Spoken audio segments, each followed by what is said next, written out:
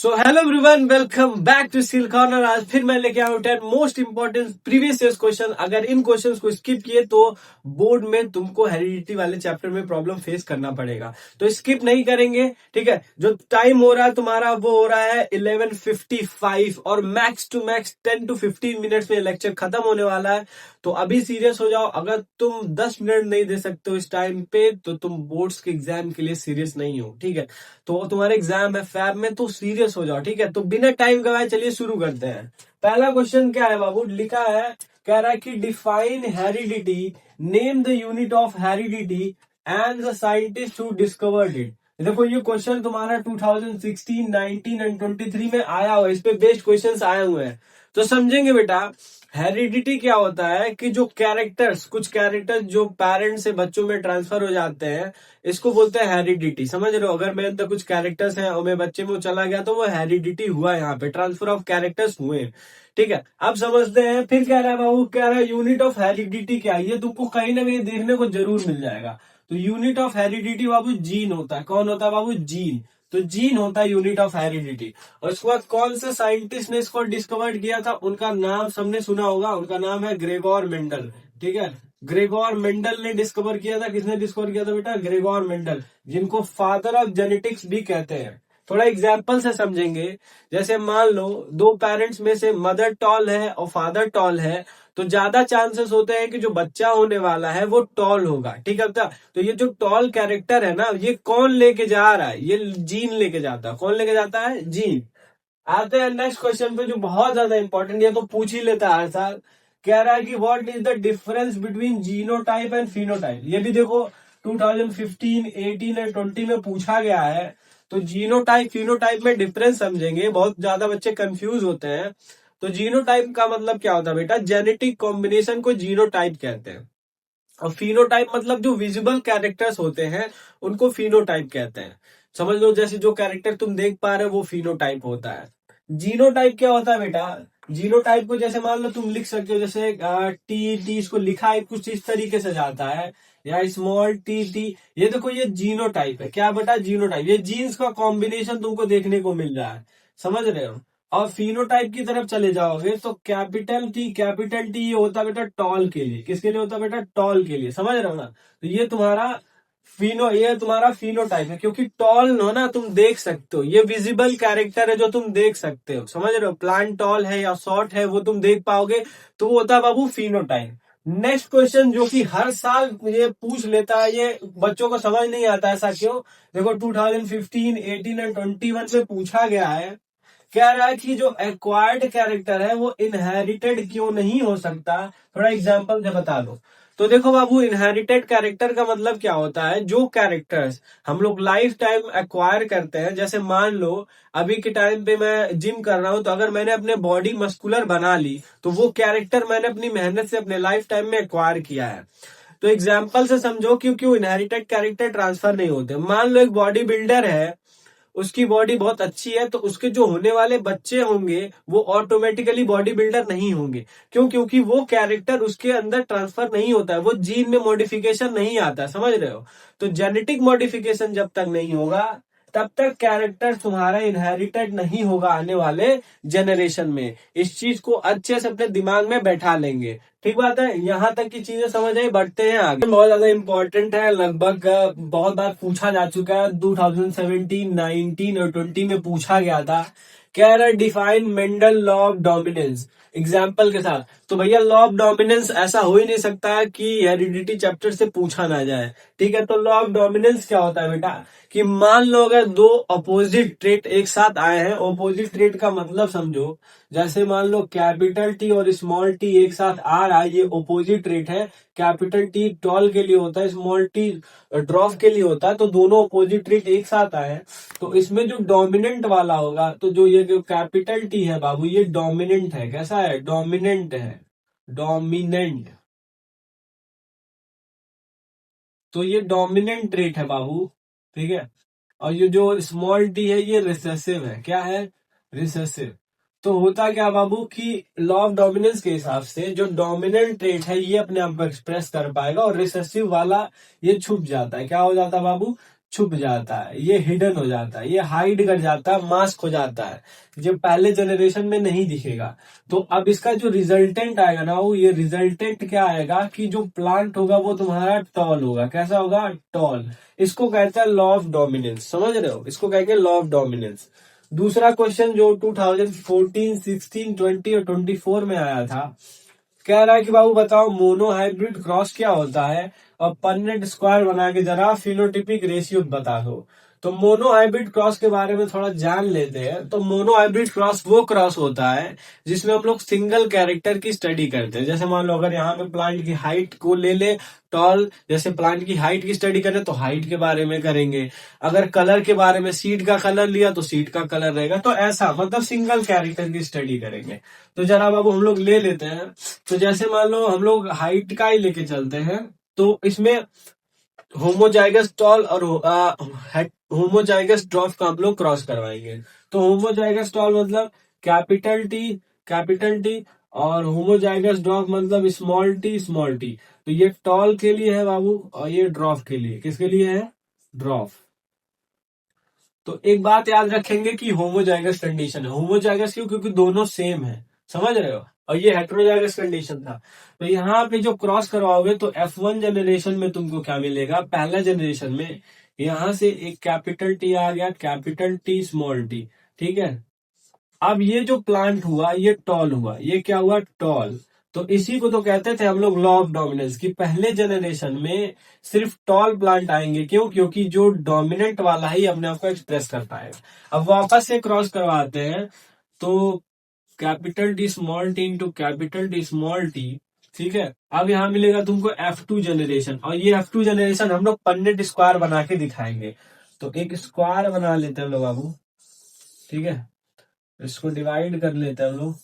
तो अब देखो, यहाँ पे भी लिख दो कैपिटल टी, यहाँ लिख दो स्मॉल टी, यहाँ लिख दो कैपिटल टी, यहाँ लिख दो स्मॉल टी। बहुत आसान होता है, थोड़ा ध्यान देंगे। तो इसका इसके साथ क्रॉस करवाएंगे तो क्या मिलेगा? Capital T. इसका इसके साथ करवाएंगे तो कैपिटल टी स्मॉल टी। इसका करवाएंगे तो कैपिटल टी स्मॉल टी। इसका इससे करवाएंगे तो स्मॉल टी। अब ये चार मिल गए तुमको। अब देखो यहाँ पे हम लोग निकालेंगे दो चीजें। एक निकालेंगे फिनोटिपिक, ठीक है, फिनोटे यहाँ पे निकालेंगे फिनोटिपिक रेशियो। ठीक है। दूसरा निकालेंगे जीनोटिपिक रेशियो। दोनों चीजें बहुत इंपॉर्टेंट है, बहुत बार बोर्ड में पूछा गया है कि बाबू बताओ फिनोटिपिक रेशियो, जीनोटिपिक रेशियो क्या होगा। तो फिनोटिपिक रेशियो जरा देखेंगे क्या होगा बाबू। फिनोटाइप का रेशियो देखो, कितने टाइप के फिनोटाइप मिलेंगे? तो 1, ये अलग है 1, और ये दोनों सेम है तो 2, और ये भी अलग है तो 1। तो फिनोटिपिक रेशियो क्या होगा? वो 1:2:1। जीनोटिपिक रेशियो मतलब क्या देखने को तो मिलेगा? विजिबल कैरेक्टर क्या क्या होंगे? तो यहाँ पे भी देखो, capital T dominant, capital T, जहां जहां कैपिटल टी है वो डोमिनेंट है, मतलब वहां टॉल होगा। तो ये भी प्लांट टॉल होगा, ये भी प्लांट टॉल होगा, ये भी प्लांट टॉल होगा। बस यही एक ड्रॉप होगा, यही एक छोटा प्लांट आएगा। तो रेशियो का आ गया बाबू 3:1 आ गया। क्या आ गया बाबू? 3:1। इस चीज को अच्छे से याद करके जाएंगे कि मोनो हाइब्रिड क्रॉस में फिनोटिपिक रेशियो जो आता है 1:2:1 आता है, जीनोटिपिक रेशियो 3:1 आता है। समझ आ गया? बढ़ेंगे क्वेश्चन नंबर 6 तक। तो अगर अभी तक चैनल को सब्सक्राइब नहीं किया तो चैनल को सब्सक्राइब कर लो, क्योंकि इसमें जो सीरीज है ना वो आता रहेगा। पहले हम लोग लॉन्ग शॉर्ट क्वेश्चंस को कवर करेंगे, उसके बाद MCQ सीरीज चलेगा, उसके बाद असर्शन रीजन सीरीज चलेगा। तो अगर इन चीजों को मिस नहीं करना चाहते हो तो बेल आइकन को प्रेस भी कर देना और सब्सक्राइब कर लेना। ठीक है। तो क्वेश्चन कह रहा है what is gene, where it is located, explain its role in inheritance. तो बाबू जीन क्या होता है? तो जीन क्या होता है? डीएनए पे लोकेटेड होता है। ये डीएनए का एक पार्ट होता है, समझ रहे हो? मान लो ये तुम्हारा डीएनए, तो इसका पार्ट जो होगा वो जीन होगा। ठीक। अब ये लोकेटेड कहाँ होता है? इसका लोकेशन हमेशा याद रखना। इसका लोकेशन बाबू होता है क्रोमोसोम्स पे। कहाँ होता है? क्रोमोसोम्स पे होता है। बहुत लोगों को पता नहीं होता कि कहाँ होता है, पर ये क्रोमोसोम्स के ऊपर लोकेटेड होता है। अब ये जीन समझ गए तुम लोग। अब explain its role in inheritance. तो जीन का जो रोल क्या है? ये कैरेक्टर्स को कंट्रोल करने का काम होता है इसका। जैसे मान लो एग्जांपल से समझते हैं, आंखों का जो कलर है ब्राउन होगा, ब्लैक होगा, ब्लू होगा, ये कौन कंट्रोल करता है बाबू? ये जीन कंट्रोल करता है। ये जीन डिसाइड करेगा। ये भी देखो 2016-19 में पूछा गया था। अब आते हैं एक बहुत ज्यादा इंपॉर्टेंट क्वेश्चन पे, जो हर 2-3 साल में पूछा ही जाता है। जैसे 17 में आया, 2023 में आ गया। क्या है? Explain sex determination in human beings with the help of diagram. तो सेक्स डिटर्मिनेशन को क्या समझेंगे हम लोग? सेक्स डिटर्मिनेशन एक जेनेटिक प्रोसेस होता है जिसमें जो बेबी का सेक्स होता है, मतलब बच्चा जो होगा वो गर्ल चाइल्ड होगी या बॉय चाइल्ड होगा, ये डिपेंड करता है पूरी तरीके से फादर के स्पर्म पे। क्यों? क्योंकि फादर का जो स्पर्म होता है बेटा, ठीक है, फादर का जो स्पर्म होता है वो या तो एक्स क्रोमोसोम ले आएगा या तो वाई क्रोमोसोम ले आता है। मदर का जो एग होता है उसके पास दोनों ही एक्स क्रोमोसोम्स होते हैं, ठीक है। ये चीज तो जानते ही होंगे कि हमारे पास 23 पेयर क्रोमोसोम्स होते हैं, उसमें से 22 पेयर ऑटोसोम्स होते हैं, सिर्फ एक ही पेयर सेक्स क्रोमोसोम होता है। तो वही सेक्स क्रोमोसोम की बात कर रहे हैं हम लोग। तो एक पेयर स्पर्म में एक्स वाई हो सकता है और फीमेल में एक्स एक्स हो सकता है। तो देखो एक समय पे एक ही क्रोमोसोम आएगा। तो मान लो तुम्हारा स्पर्म से आ गया एक्स क्रोमोसोम, ठीक है, और एग से आ गया एक्स क्रोमोसोम। तो जब यहाँ पे फर्टिलाइजेशन होगा तो जो बेटा जाइगोट बनेगा ना बेटा, जाइगोट बनेगा वो होगा एक्स एक्स। मतलब यहाँ पे तुम्हारा जो ये बेबी जब ये डेवलप कर जाएगा तो ये फीमेल चाइल्ड होगी। क्या होगी? Female, female child. दूसरी तरफ अगर देख लो बाबू, एक एक और देख लो। मान लो तुम्हारा स्पर्म से वाई क्रोमोसोम आ गया और एक्स से तो हमेशा एक्स ही आएगा। तो अब यहाँ पे फर्टिलाइजेशन जब होगा तो एक्स वाई होगा। तो ये जो जब बच्चा डेवलप करेगा, ये जाइगोट जब डेवलप करेगा तो ये बाबू होगा मेल चाइल्ड। क्या होगा बाबू? Male child. तो यहाँ पे तुम देख पा रहे हो कि पूरी तरीके से जो सेक्स डिटर्मिनेशन है वो मेल के स्पर्म पे डिपेंड कर रहा है, फीमेल का इसमें कोई रोल नहीं है।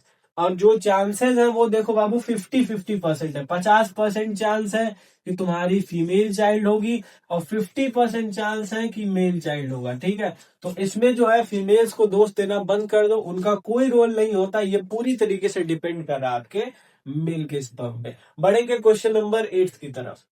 तो अब हम लोग आ चुके हैं अंतिम क्वेश्चन पे। तो क्वेश्चन नंबर 8 क्या कह रहा है, ये भी 2018 और 22 में पूछा गया था कि होमोलॉगस क्रोमोसोम क्या होता है, उसका फंक्शन बता दो। तो बच्चे बड़ा कंफ्यूज होता है कि होमोलॉगस क्रोमोसोम होता क्या है।